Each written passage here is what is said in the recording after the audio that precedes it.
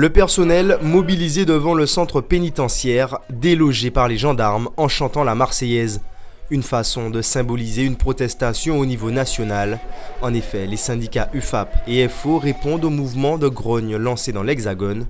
Les demandes sont les mêmes ici, plus de moyens et de sécurité pour les surveillants de prison. Il n'est pas entendable qu'on puisse donc quitter notre domicile pour venir travailler avec la boule au ventre et en ressortir lésé pour avoir été attaqué physiquement, avoir été lynché par des personnes détenues.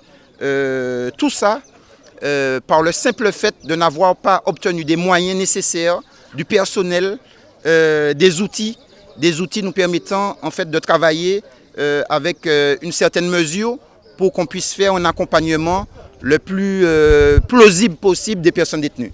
Un peu plus tôt, avant l'arrivée des militaires, aucun accès à la prison n'était possible, pas de parloir ni d'extraction de détenus.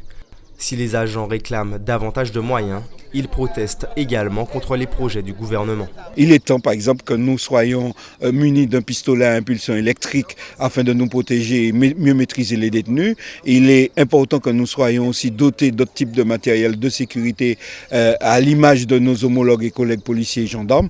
Donc, en prison comme dehors, la sécurité, c'est un coût, c'est un prix. Madame Belloubet doit investir plutôt que de mettre en place des mesures folkloriques comme le téléphone en cellule.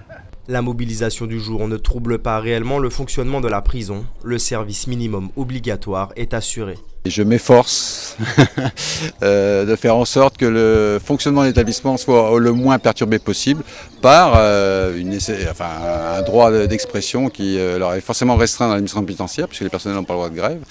Donc il faut qu'ils s'expriment d'une autre façon. Donc il faut trouver un moyen qu'ils puissent s'exprimer sans que ça impacte trop la vie en détention. Et donc j'essaye au maximum que ça impacte moins la vie en détention.